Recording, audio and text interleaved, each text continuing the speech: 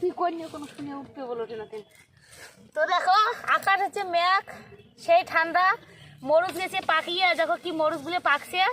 তো ওই জন্য আমরা মরুচ ছিঁড়ি নাকছি, মরুচ পাকি দিলে ওজন কমে, তাই যে মরুচ তোলার কাজ লাগিয়ে গেছে, মরুচ ছিঁড়ি নাকছি।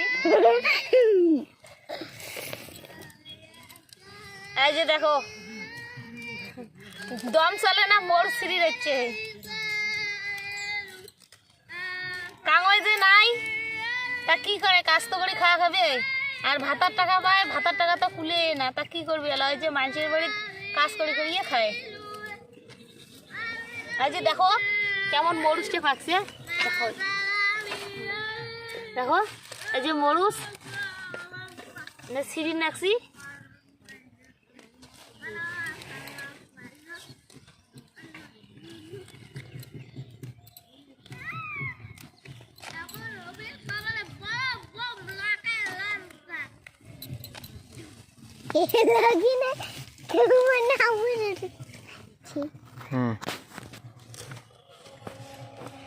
কি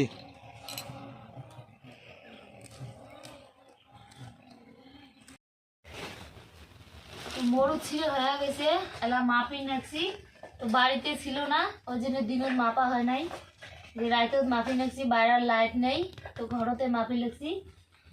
একটা করে যে ব্যাগ সাজাছি, একটা করে ব্যাগতে 2 ধরা করে ভরাছি।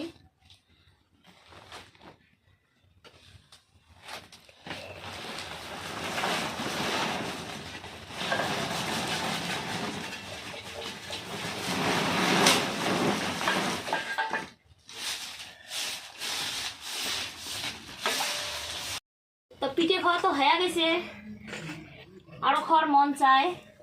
তো বেটা খাবি হলো আলুর পিঠিয়া, তো ওই জন্য আর কি সারাদিন কাজ টাজ করি, রাইতে ধরে বসলাম আলুর পিঠে করি। এই বেশি বেটির জ্বর, ছাওয়ার জ্বর থাকলে তো জানেনি কেমন হয়, তো এই জন্যে রাইতে ধরে বসলাম। যে অল্প জ্বরের ওষুধ খেয়া দেয়, যে বসিয়েছে ছোলা ফুলটা নিচ্ছে, তো ওই বেশি আলু সিদ্ধ করে নিত, আর ছোলাগুলো, ছোলা তো নমা ইয়ে মটরশুঁটি ফুলটা নিয়ে ভাজিয়ে কি করলি মা হামলা? মা তুমি কাজ করলো, মা ও বউ করলো।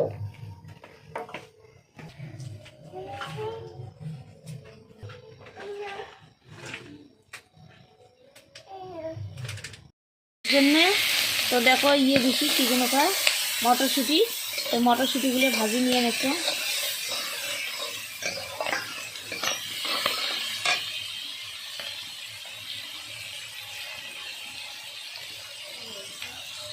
তো দেখো আলু পিঠের জন্য আলু সিদ্ধ করে নেওয়া হয়ে গেছে, মটরশুঁটি ভাজি নেওয়া হয়ে গেছে, আর এবার আলুগুলো নিয়ে করে নিই, ভাজি নিন। তো ফোড়নের দিয়েছে হচ্ছে কাঁচামরিচ, কোনো বাটা মশলা ছাড়া, তো কাঁচামরিচ ভাজি নিন, আর হচ্ছে 5 ফোড়ন দিতাম, তো আলু লেলা 6 দিন।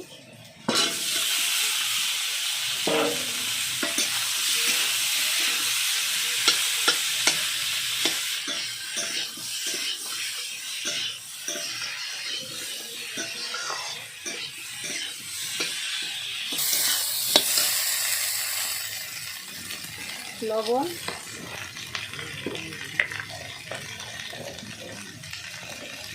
হলুদ,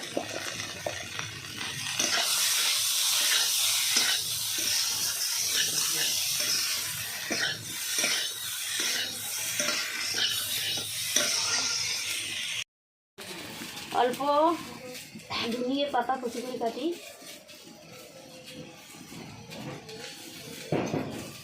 আর দিন হচ্ছে ভাজি ধোয়া জিরিয়া আর ধনিয়া গুঁড়ো করছ দিয়ে ভাজি।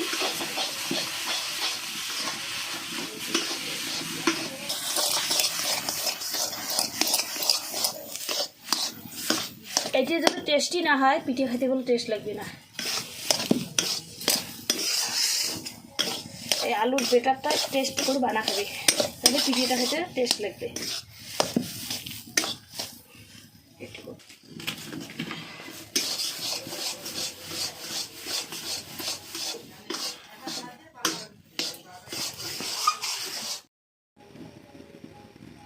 দিয়ে দিন ভাজি ধোয়া মটরশুঁটি।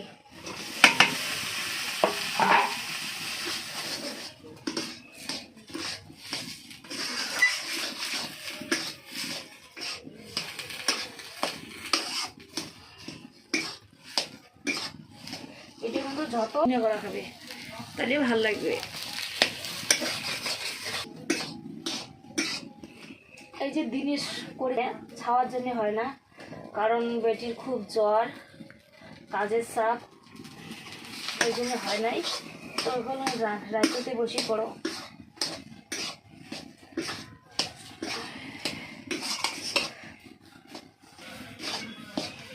সেই সুন্দর হয়েছে, কম হয়েছে, হলদি লবণ মরিচ দিয়ে দেওয়া আছে। তো যে আটা টেকে নিম, ওই পেশে জল গরম হওয়া লাগছে, আটাটা মাখিয়ে নিম। এটা হচ্ছে চালের আটা, এটা কিছু মিশকে দিম গমের আটা।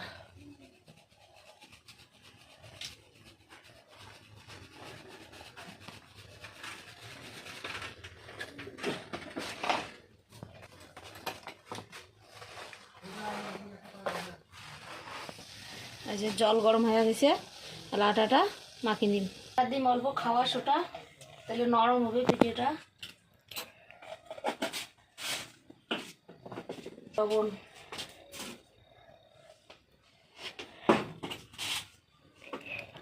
আর হলুদ অল্প দিন, আর দিন হলুদ, সামান্য হলুদ, সোটা, লবণ, আটা ভালো করে মাখিয়ে নিল। এবার জল দিই, গরম জল, দেখো ধুমে উড়ে দিচ্ছে জল দিয়ে।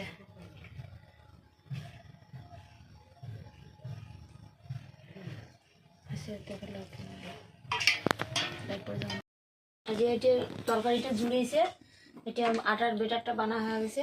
এই যে এমন করে বানান।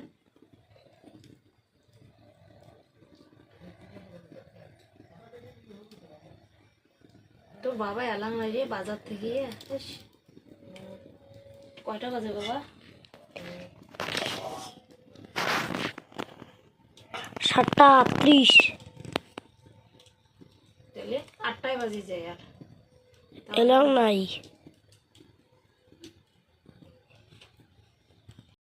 বানিয়ে নিচ্ছ, আর ওই পেশে এলো ভাজি নিচ্ছে। দেখো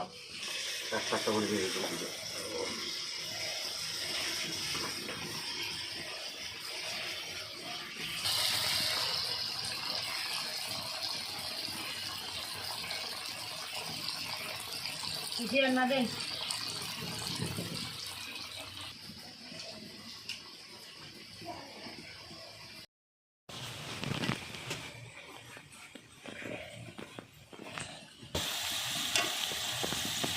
কম হয়ে গেছে নামায়।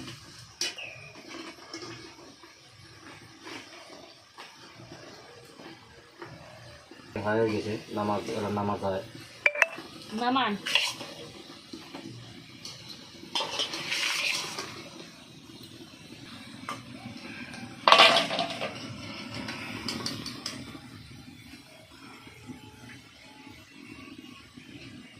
এটা হয়ে গেল।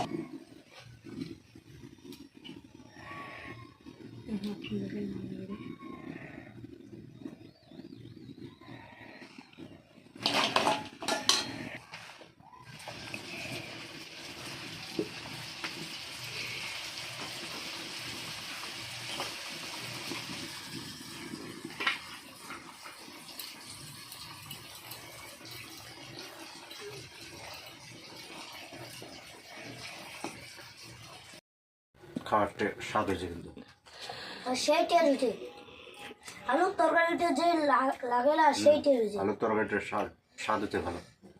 আলুর তরকারির যদি স্বাদ না হয়, আলু হোক আর যে কোনো জিনিসই হোক, তরকারির স্বাদ না হলে পিঠেটারও স্বাদ হবে না। তরকারির যদি স্বাদ হয় তাহলে পিঠেরও স্বাদ হবে। আর হচ্ছে গরম গরম পিঠা, ঠান্ডার দিন গরম জিনিস খেলে তো এমনিতেই ভাল লাগে। তাই যে বাপ বেটায় দেখো আমার খাওয়ার বলছি পিঠা। এখন আমিও বসবো।